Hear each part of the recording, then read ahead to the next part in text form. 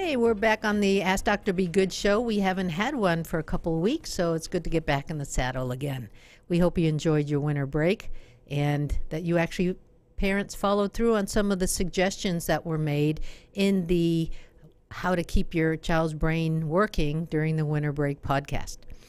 We have, as always, I believe, a very relevant and interesting podcast having to do with our special population kids.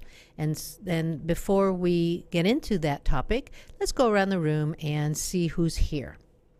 My name is Mary Kahama. I'm the Federal and State Programs Officer. And as well as I'm over special education. My name is Cynthia Mann, and I am the special education coordinator for the district. My name is Lolita Johnson, and I'm the dyslexia therapist on the Plano campus. Welcome, and thank you for being here. And thank you for taking time out of your busy day, because we do have a couple of special ed students, don't we, Dr. Kahama? Yes, we do. Can you talk a little bit about our special ed environment really in the legacy world? Yes, I think before I start talking about how many students we serve in a legacy PCA school district, I want to talk about a few misconceptions we have out there as far as public charter schools are concerned. One of the biggest misconceptions we have is that public charter schools do not enroll students that qualify for special education services.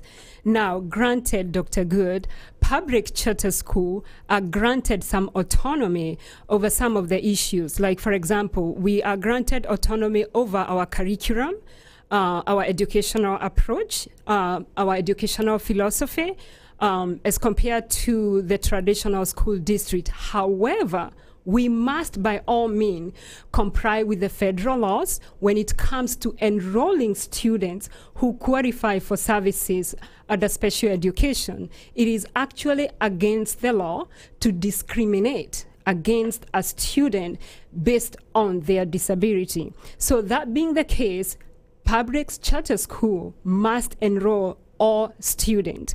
The other big misconception we have out there is that public charter schools do not provide the same level of support when it comes to services that we provide to special education students as traditional school district. However, it is very important for us to know that students with special education services and their parents have legal rights to equal access to a free and appropriate education program, which means that when a student transfers to our school district, we must look at their individualized education plan and provide those services that the student needs in order to qualify. Now, that being said, in our school, we have about 128 students who qualify for special education services, and that is about 10% of our school's total enrollment. And Dr. Mann will be talking about the categories of the disability that we serve and how many students that qualify for services under each and every category. So having about 128, and then something I want us to note down is that we have seen a gradual increase in the number of students that are enrolled in our campuses and qualify for special education services. About 3 years ago, if we look at how many number of students we had in 2015, 2016, we had about 76 students who qualify for special education services. The following year, the numbers went up from 76 to 28. Last school year, we had about 106 students who qualify for special education services. As we sit today, this school year, we have a total of 128 students who qualify for special education services. So we have seen a gradual increase of the students who qualify or who are actually enrolling in our school and qualify for special education services, which to me is a good indicator that charter school appeal to a lot of parents who have students who qualify for special education services. And why do you think that is? One of the things, Dr. Good, I think, is that we are a smaller community and we are able to address the needs of the student. As a matter of fact, we did have a student who transferred to our school district, coming from a very affluent school district, and the parent transferred because we're not very happy with their services. Now, when they transferred to our school district, we are able to develop an individualized education plan for this particular student, and he was able to perform and succeed in our setting, being even a project-based learning school, and was able to graduate actually last year, and right now is in a community college. So we are providing the needs and addressing the needs of the student based on the fact that we are a small community. Our students are very receptive to our students, and our teachers, we provide them with training on an ongoing basis on how to address the needs of these particular students. I think I'm safe to say, and correct me if I'm wrong, but especially in Plano where our SPED numbers are a little bit higher, that our success with students of autism have caused other families with autistic kids to consider us as one of their choices. Correct. And the particular young man that you're talking about who came from the affluent district, I believe he was in the most restrictive environment there, and then he came over to us because his father thought that his son probably could do it better. Right. And then he went into a least restrictive environment exactly. with us and was successful. He was, yes. A lot of it had to do with how tolerant our kids were around him, and they worked really well with him, to the point where he even was prom king last year at the prom. Yes. So it's nice to see our kids bending over backwards and making somebody so comfortable they're able to graduate and also be prom king. Yes, and that's one of the reasons that our parents are able to feel comfortable in our school setting. All right. Well, thank you. That makes me curious as to what are the different services, Dr. Mann? Well, currently, to meet the needs of our 128 students that are presently enrolled, we have different services. We have, beginning with the least restricted environment, we have the inclusion services. And in that environment, our students are able to maintain and be in their general education classrooms and receive accommodations or some supplementary aids to help them be successful and have equal access to the curriculum in the classroom. Then we have our resource setting where we have some students that maybe have a little bit more of a cognitive delay, where they require some direct instruction provided directly by our special education teachers in a more smaller setting, and so that we can provide services for them in that area to provide where they may need some accommodations to the curriculum. And then we also have a service that we provide for any of our students that are age 14 and older, where we have the transition services, where we sit down with each student and we look at what their plans are, to include the parents as well, what their plans are and what their expectations and hopes for their students after high school. It's so important that we prepare our students to be productive members of society and to be able to earn gainful employment as well and be as an independent. And so at Legacy, I think the smaller setting, we're very adamant, and this year we're getting each year we get a little better and better at the service that we provide with transition and with the outside agencies that we're able to bring in. For example, Texas Workforce Solution comes in and provides services. If we have a student that has a need, they'll come in, they do an assessment, and they're able to provide the family with additional resources, as well as provide family parents with training to open up resources to parents and students outside of the school environment, in the community environment, so that they can be successful and succeed there. We also, on a need basis, and this year, that since I've been here and last year, we have not had a student, but we do offer homebound services. It's a case by case. If it's a medical need of a student, that's a service that we provide. And that's kind of like a misconception, what Dr. Kahama was alluding to. Sometimes people think that charter schools do not provide the services and accommodations that students are in need of, but we do very much so. Also, we have, of course, we have speech services that we provide to our students who need those services, and we have dyslexia services that we provide, and Ms. Evans Johnson will talk about those services in a minute. But in addition, we have what we call related services, and these are services that kind of fall under the umbrella, but we don't have the faculty on staff that have the ability to provide those services. We contract and partner with Region 10, and those services will be like our occupational therapy services, our physical therapy services, any assistive technology services, any students that may require vision and mobility services, orientation services. So Region 10 comes in and partners and provide those services. And then we also have psychological services with the way the increasing, society and things are happening out there in the world. Some of our kids are affected, and we have those services on a need basis as far as the psychological services, do assessments and provide that counseling as needed as well. And then just one of the other services that I wanted to talk about as far as us providing and making sure our kids are successful, we make sure that the accommodations, that the supplementing services and the modifications are there based on the individual need. And I think Legacy does an excellent job talking about the smaller environment, what Dr. Kahama was talking about. We do an excellent job of looking at that individual student. Each student, although they may have be qualified as a student with specific learning disability, each student with that area of disability are very different, are very unique, and even with that same title, there are different services that they require. And I think that Legacy, we do an excellent job of getting to know the parent, getting to know the student, and making that individualized in the IEP the focus, and going above and beyond providing that service. So just an additional breakdown, we have between all three campuses, we have 22 students who qualify for services under what we call other health impairment.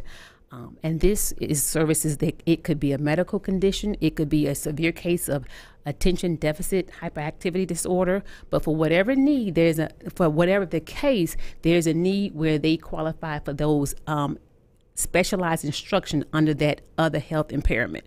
We also have one student. We had two last year, but we have one student now who qualifies for service under our auditory impairment. And with that in mind, we contract with a certified teacher who comes on campus and provide those services and work with our that student's teachers to make sure that in the classroom they're implementing the accommodations, and if need be, they're using the devices that will help the student with the hearing in the classroom. We currently have 4 students that qualify for intellectual disability, students with ID, and those are the students that more than likely are receiving services in our resource classroom, where they get that direct instruction from a certified special education teacher in that smaller setting. We have currently 5 students who qualify for services with emotional disturbance, and that's just a success in itself, because when you tend to think of a student with emotional disturbance, it's the myriad, it runs the gamut. And our students are successful in the environment on all campuses. Their needs are met. We make sure that with our special education staff, we do a post check. We check in, and we try to train our teachers to spot early triggers. And so they're being very successful. We have our largest population that we serve is specific learning disabilities, and we currently have about 53 students who qualify for services in that area. And that can range from the areas of reading, it can be for math, so that's all encompasses.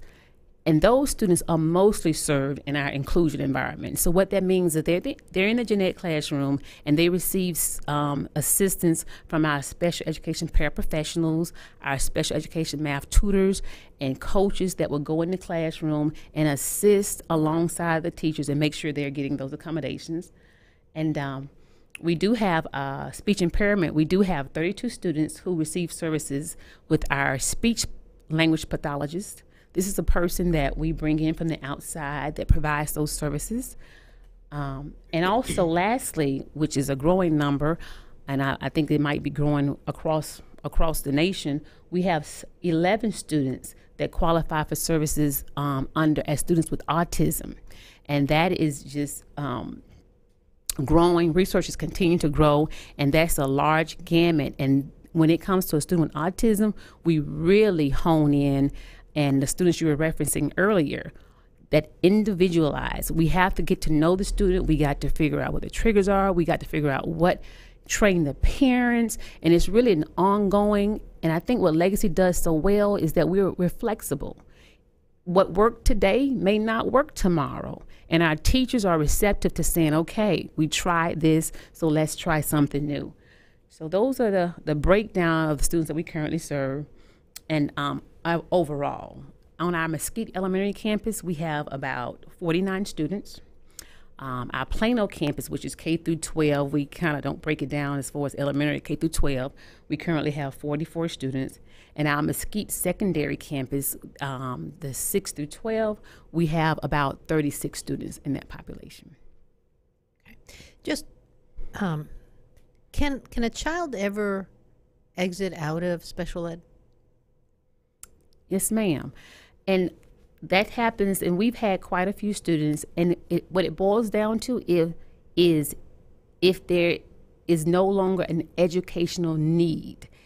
Just because a student has or may have a disability does not mean they automatically qualify for special education services. That's one of the misconceptions. It has to be an educational need in order for them to qualify for services under special education. So all the time we have students that come in, they may have transferred in, or they may have started with us, and we've equipped them with enough supplementary aids, or we've equipped them with enough accommodations where they have become owners of their own learning, and they're able to implement those strategies and accommodations to the point to where there is no longer an educational need for those services. So we do have that. Yes, because I noticed in your numbers that in the elementary we have higher numbers, but in the secondary we have lower numbers. So my hope is that we're actually exiting out. Yes, we do. Some kids. That's good to know. And I've seen that happen. It's just a lot of parents see it as a life sentence, and when we first approach them to possibly put their child in and to see if they qualify for special ed, they don't see us as a support service. They see us as a life sentence. Yes, Yeah. and we do have those crucial conversations with those who are hesitant to have their kids get the services, and especially if we know for sure they need them. So we sit down and have those crucial conversations that it's really not a life sentence. And if you look at the acronym of the ARD, it's admission, review, and dismissal. So yes, they can always be able to exit from the program. That's a good reminder. So I'm glad to have Ms. Johnson here because dyslexia has been in the news. Dyslexia has been around because I know when I was principal in 2001, we had dyslexia teachers, but it's always been that sort of hidden service. The state didn't pay us for it, still wanted us to serve, but they've not really paid us for it. I don't know if we've started getting, there's some talk about possibly getting some weighted average. Most parents don't know that most kids in special services get a certain amount of extra money attached to their attendance money. And so the more severe kids will get more money. Not much. I don't want to share that we get tons of money for special ed, but we get a little bit extra when a child is learning disabled versus ED versus a severely functioning child. Dyslexia up to this point has never received, a school has not received any money for dyslexic kids, even though we're mandated to serve them. Can you talk a little bit about some of the changes that have been coming and how dyslexia is finally coming into its own? Well, one of the beautiful things that has happened within the last year is the state of Texas has required schools to screen students, our scholars, at the kindergarten and first grade level. Well, yeah, because it used to be that you couldn't be dyslexic before second grade or something, right? Exactly.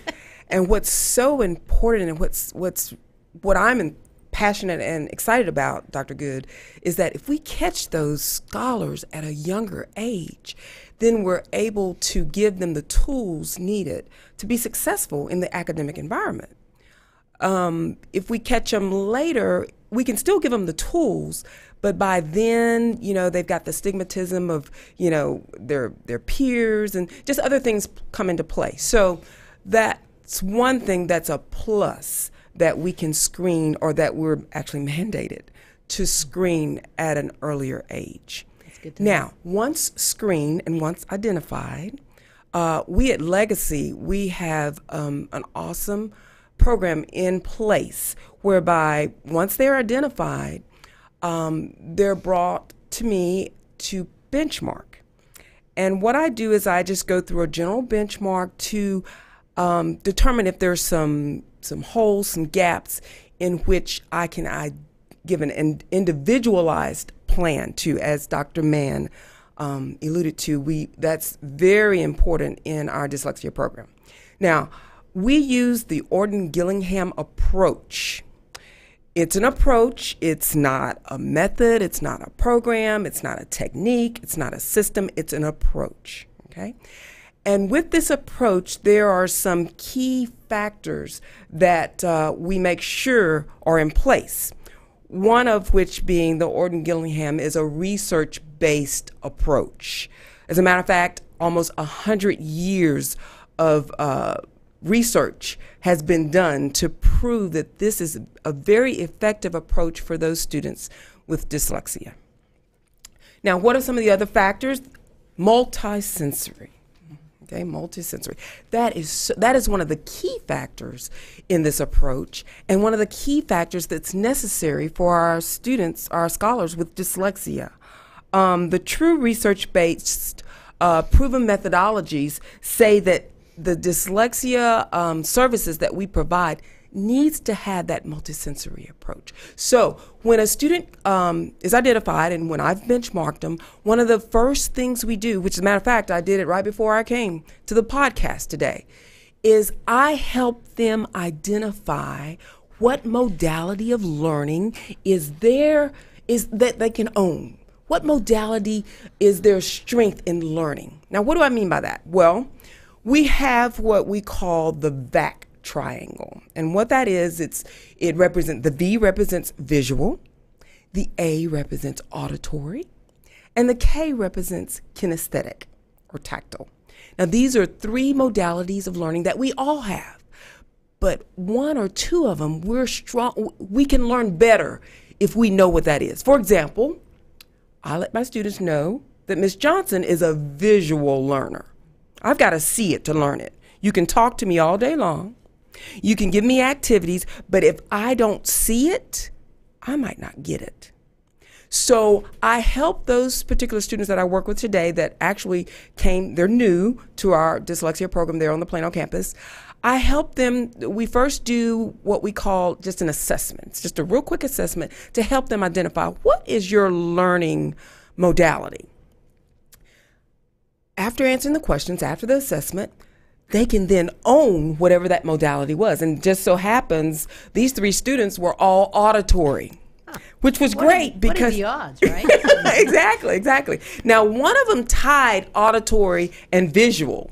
So I told him, I said, listen, that means when you are in any class, when you graduate from Legacy, go to college, you need to help those that are like your professors, the facilitators, wherever you go, whatever learning environment you're in, make sure that teacher, that facilitator knows that you're an auditory learner. Because once they know how well what best way you learn, then they can best teach you, okay? So they can now take ownership of their modality. And that's what I make sure all of my dyslexic students can own up to. Now, once they take ownership of that multisensory or that modality of learning, the Orton-Gillingham approach also must be structural. It must be sequential. It must be cumulative, cognitive, and flexible. I was so glad to hear Dr. Mann touch on that. flexibility, because that's what we offer at Legacy, that flexibility. So how long can a student expect to be in dyslexic services once they're identified? The program that we have, the services that we provide, it depends, of course, on the student, and that's where that flexibility comes in. But on an average, 2 to 3 years. And not bad. And you asked earlier if they could, work out of the program. And yes, they can benchmark out of dyslexia services. However, dyslexia is something that you'll always have, okay? But it's not a bad thing. We've got people like the Kennedys, Gates, Jobs. We've got successful people in our community that are dyslexic, are dyslexic, but have been very successful. So once you have grasped the tools, once you have managed to learn and use the tools that we provide and we teach in our dyslexic therapy services, you can move on to be very successful in life. Right. Well, that's why we're here. So, and you're right. I was thinking of the Fonz. What's his name? Henry Winkler? Henry Winkler. I saw him at a conference, and he's severely dyslexic. And he's an actor and has to memorize lines. And Tom Cruise is another one. Yeah.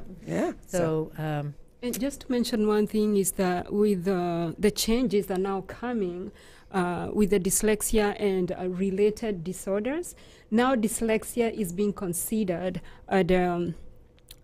special education. In one case, it's actually specific learning disability. So which means if there is a student who qualify for dyslexia and there is a need for specialized instruction, they can now be served at the IDEA, which means that we can be able to now use the IDEA funds to serve that particular student. So that's one of the major changes that is happening. And it's I think when it comes to those students, especially if they need that specialized curriculum, it's very, very important. So am I remembering correctly that dyslexia used to be under 504? Yes. Okay, but now really 504 is almost going under special services now, right? And so finally getting the attention. So before we go to the last part, which is asking me questions, let's talk a little bit about the teacher training that we do, because we're asking our teachers, because we have such high inclusion at our district, we're asking our teachers to take 20, 25 kids, whatever they have in their classroom, and teach them to their level. How are we training teachers to do that?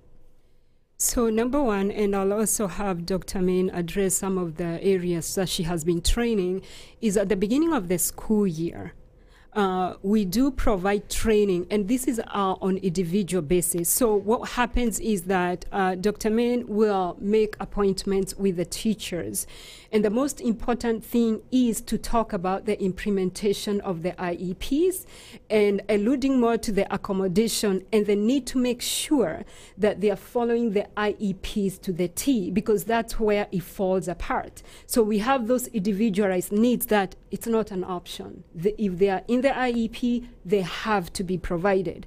So we do make those appointments with the teachers, and especially our new teachers. We do have teachers coming from Spain that this is a new concept to them. So what we do is to make sure that we sit down with them and provide that training. The other thing is before the beginning of the school year, we schedule professional modules in the calendar where we address the needs of the teachers. So what happens is that we don't provide the global training. We talk to the teachers and find out what areas do you want the special education department to address, especially in order to be able to provide the students with services. So we kind of, as much as we do have that schedule before the beginning of the school year, we tweak it based on the needs. The other thing is also we do have training also through Region 10, whereby we can either bring them in for training, and we also have those compliance training that happens during the summer that address some of those areas. So that's how we address the training And then Dr. Mann will talk about over the school year the kind of training that we are providing for the teachers. Like, for example, I know you did provide that training on discipline and accommodations. Well, in addition to what Dr. Kahama has mentioned, I just want to put a plug in for the fact that in addition to any training that may come directly from the special education department, Legacy has, and thanks to Dr. Good, we have met the need as far as realizing that in a classroom, there are students in a classroom who are not receiving services under the umbrella of special education that are just as needy and may need that instruction simplified. So right now we have our coaches that you've brought in as far as math and reading, and just going the extra mile to teach all teachers differentiation. Making sure that first and foremost, especially if our students are in the inclusion classroom, it's not a homogeneous class anymore. So that is first and foremost. In addition to that, we want to make sure, my job is to make sure that I know that teachers sometimes it can become belaboring, but to realize that and understand that implementing the IEP with consistency and with fidelity, that's the most important thing, because sometimes we do tire. And it's just life, not intentionally, but making sure that if a student is not being successful, I come in to say, okay, let's look, let's see, have we done A, B, C, and D? Is it documented that we've done A, B, C, and D? And sometimes that's where, with any kind of strategy that you put in, documenting the implementation. So my role is just more so as the documenting and making sure it's happening with fidelity. And then also just making sure that the teacher do not suffer in silence. Dr. Kahama said that based on individual, we want our teachers to be flexible with our students as far as meeting their needs, but we also, as great as a department the special education is at Legacy, as great as we are, we're not mind readers. And we respond to the need. So if there's a need, we don't want our teachers to suffer in silence, and we try to get that message over. Please pull on us as your resource, and we will bring in whatever it takes, like Dr. Kahama said, from Region 10, if we don't have those skills, to make sure that it's successful, because at the end of the day, it's about meeting the needs of our students. And the walkthrough, Dr. Good, also come in very handy, because those walkthrough, we are able to identify where the needs are and where training needs to be provided. So we've talked about a lot of the neat things that are going on at Legacy. How do we know they're working, Dr. Kahama? Yes, that's my best part. So there are a few things that have happened, and some actually are things that we have learned through mistakes. In the year 2015-2016, our special education was actually staged, and when I mean was staged is TEA uses what it calls performance-based monitoring system. So it's more of a data system where they report on the performance of public school district as well as public charter schools on the performance of some of the selected programs. So one of the selected programs is special education program. And what happened is they have a scale of 0 to 4. So you always want to be at 0, which in a lot of cases you're like, who wants to be at 0? But that's where you want to be. Now, if you're stage 1, you meet requirements. Stage 2, 3, and 4, you don't want to be there. Unfortunately, we were staged 3. Which means that we had to engage in an improvement process to make sure that we are addressing those low-performing areas in special education. So we sat down as a school, and we had to come up with a special ed action plan that actually we even had to submit to Texas Education Agency. So we focused on data-based decisions. So one of the first things we did is we had our special education teachers review student grades on weekly basis. That is not something easy to ask a teacher to do. So they had to go to the gen ed teachers and find out how are our special education students performing. So they are actually assessing their progress on academic tasks.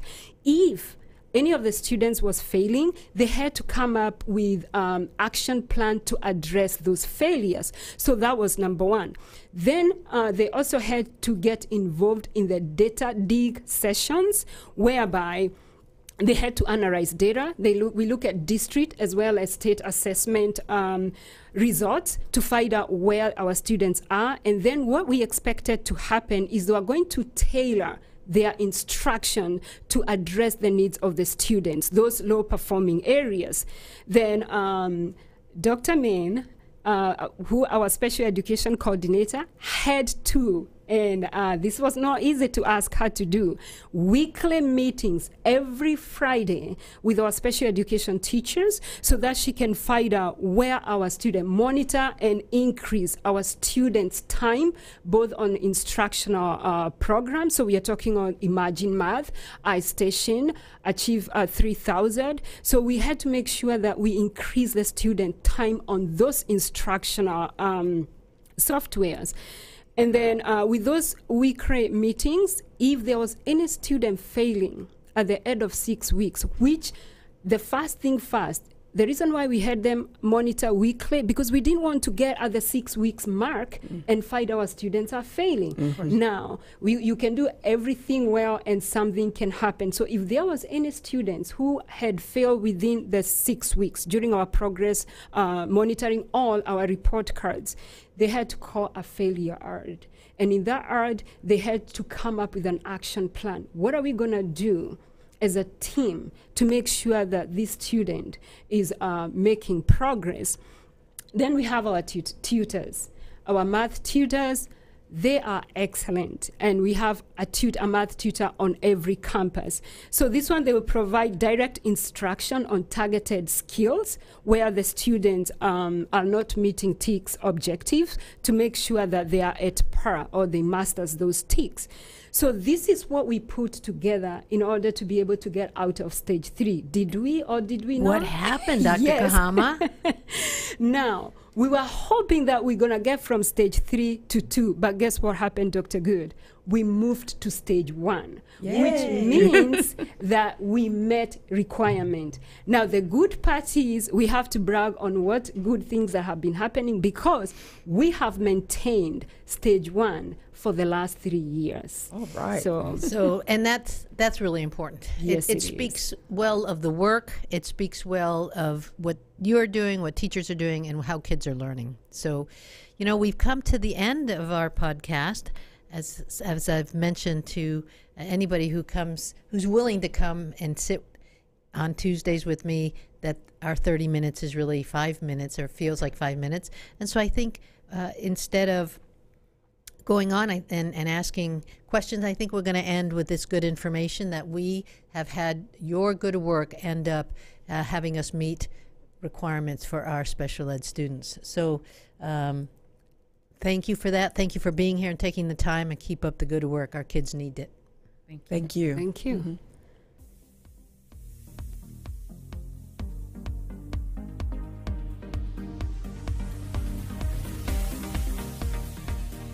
Thank you for tuning in to the Ask Dr. Be Good show.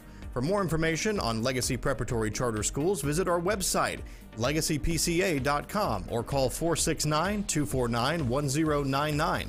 And remember to like us on Facebook, where we stream live weekly Tuesdays at 3 p.m.